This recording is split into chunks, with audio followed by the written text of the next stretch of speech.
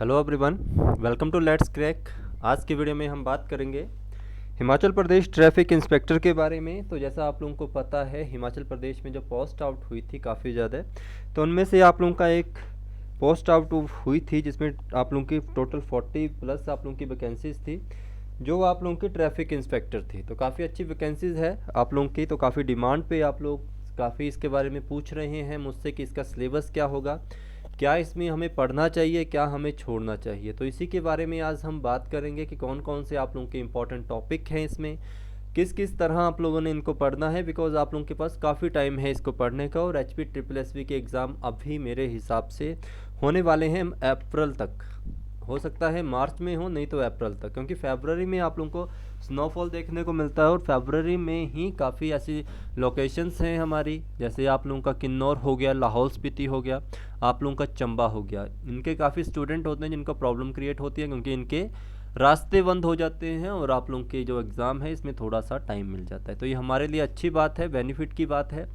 और आज हम इसी के बारे में पूरी बात करेंगे कि किस तरह आप लोगों का हिमाचल प्रदेश ट्रैफिक इंस्पेक्टर का एग्ज़ाम कंप्लीट होगा और क्लियर करेंगे। ठीक है, तो इससे पहले भी मैं इन एग्ज़ाम्स के बारे में बात कर चुका हूँ, चाहे मैंने यहाँ पे नहीं की है, मैंने की है किसी और जगह पे।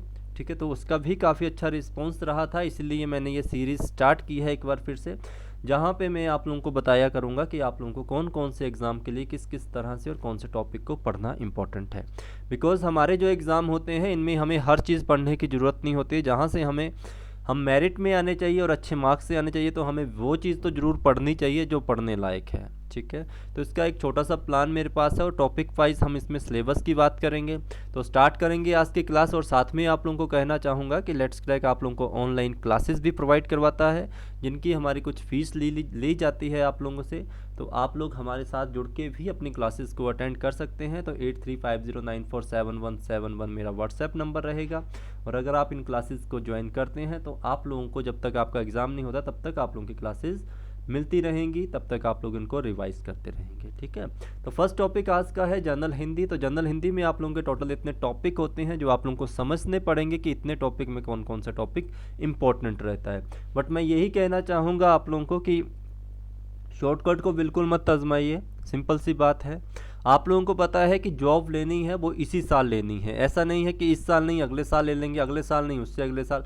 अगर इस तरह चलता रहा, शॉर्टकट को आप लेते रहे कि इसमें शॉर्ट है, इसमें शॉर्ट है, इतना पढ़ना है, तो प्लीज़ आप लोगों को जॉब का इतना जल्दी बेनिफिट नहीं मिलेगा। हमारे पास टाइम है, हमारे पास पूरा समय है एक, तो हमें सब कुछ पढ़ लेना चाहिए, क्योंकि हमें आज का नहीं सोचना चाहिए, हमें इन फ्यूचर का भी सोचना चाहिए।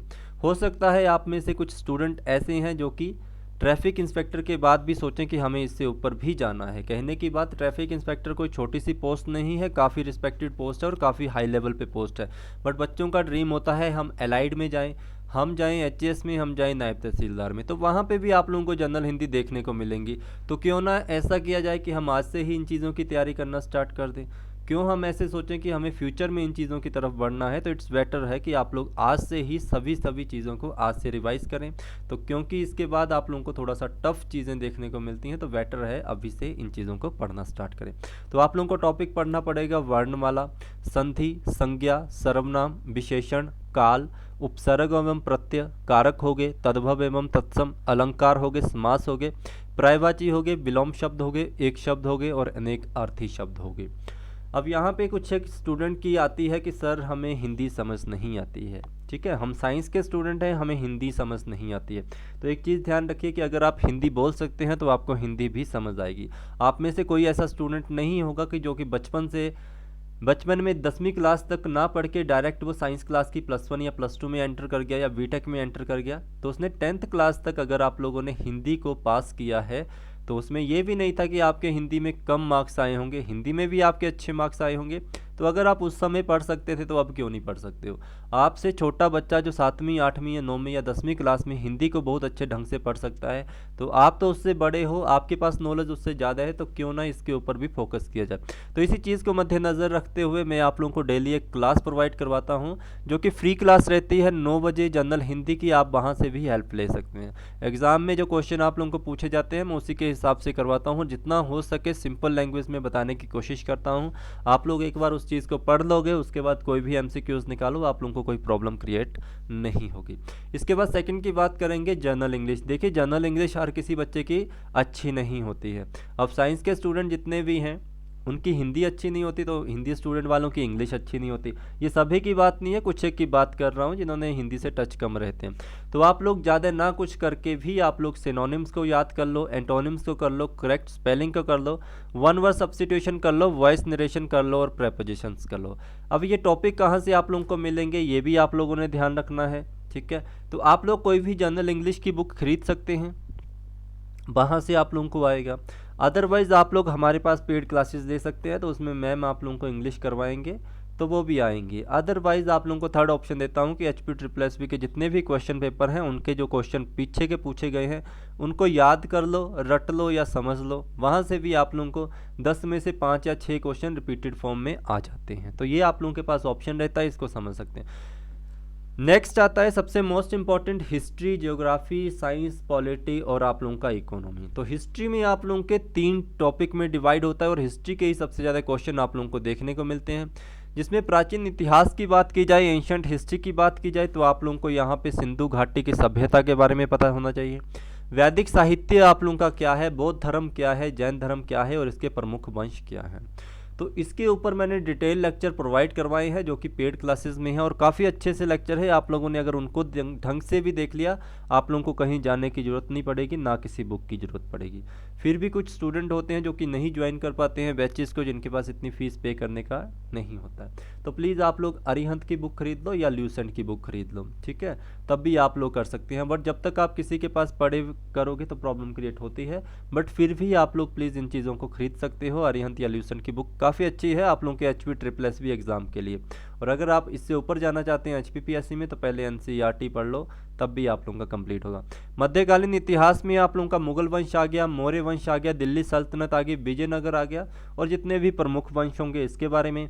आधुनिक इतिहास आप लोगों का HP SSSB बहुत कम पूछता है, रेयर चांस में। तो अगर आप लोगों ने इन चीज़ों को भी पढ़ लिया तो 2-3 मार्क्स की आती हैं, तो 2-3 मार्क्स आप लोगों के यहीं से कंप्लीट हो जाते हैं। वायसराय जनरल को अच्छे से पढ़ लेना, हर एक चीज़ उनकी पढ़ लेना, तो आप लोगों का मॉडर्न हिस्ट्री कंप्लीट हो जाएगा, ठीक है।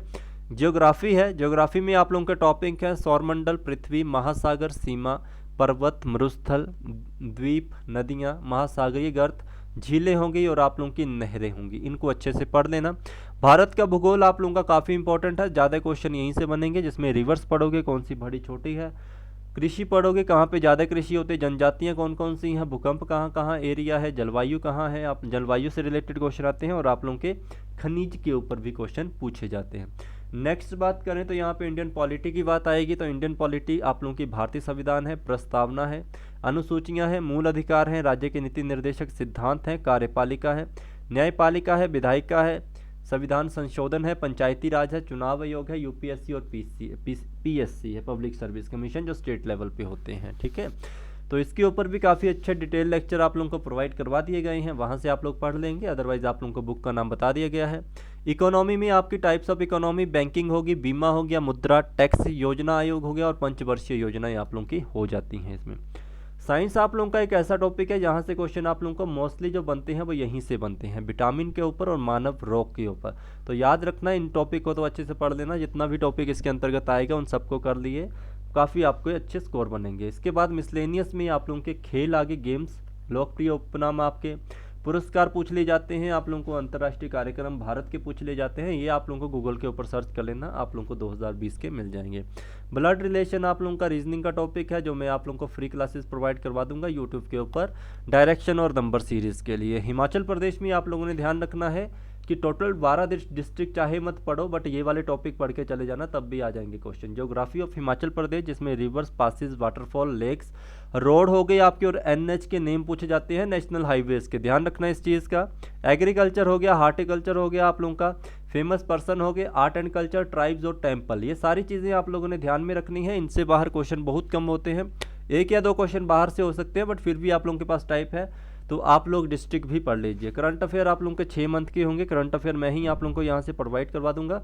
बट अभी मेरे पास कंटेंट राइटर नहीं है, मेरे पास करंट अफेयर सारे होते हैं, मैं टाइपिंग करने वाला जब तक नहीं मिलेगा तब तक मैं इनको नहीं स्टार्ट कर सकता, बिकॉज मैं खुद बिजी हूँ अपनी लाइफ में, अपने काम में बिजी हूँ, अपने लेक्चर्स में बिजी हूँ, स्टडी में बिजी हूँ। ठीक है, तो जैसा होगा मैं आप लोगों को प्रोवाइड करवा दूंगा। तो ये थी एक छोटी सी स्ट्रेटजी, आप लोगों को इन टॉपिक को पढ़ लीजिए। आई होप आप लोगों का डाउट क्लियर हुआ होगा। और साथ में कहना चाहूँगा, जब तक आप लोग पढ़ते रहोगे कुछ भी नहीं है। इसके लिए आप लोगों को एक चीज़ का फॉलो करना पड़ेगा, जब तक ये चीज़ फॉलो नहीं की तब तक कुछ भी नहीं होगा। मतलब आप लोगों के अगर 85 में से आप लोगों के 60 मार्क्स आ रहे हैं तो सिर्फ वो पढ़ने से आ रहे हैं। MCQs कर लोगे तो आप लोगों के 75 प्लस मार्क्स आएंगे, क्योंकि MCQs ही आप लोगों को आपकी मंजिल तक पहुंचा सकता है। तो ये आप लोगों ने MCQs भी सर्च करने हैं जहाँ से भी मिल जाएं। और जितने मेरे स्टूडेंट हैं आप लोगों को टॉपिक वाइज हर एक टॉपिक का आप लोगों को MCQs मिलेगा, तो आप लोगों को कोई दिक्कत नहीं है। बट जो दूसरे स्टूडेंट हैं आप लोगों को प्लीज़ लेने पड़ेंगे, अदरवाइज हम इसके मॉक टेस्ट भी स्टार्ट करेंगे, बट अभी नहीं, थोड़ा सा लेट। 8350947171 है, बिना किसी संकोच के आप मुझसे बात कर सकते हैं। कुछ भी आप लोगों को पूछना है, कोई भी आप लोगों का एग्ज़ाम है तो प्लीज़ आप यहाँ से बात कर सकते हैं। Thank you so much, have a nice day to all of you. मिलते हैं आप लोगों के साथ 9 बजे की क्लास में। धन्यवाद।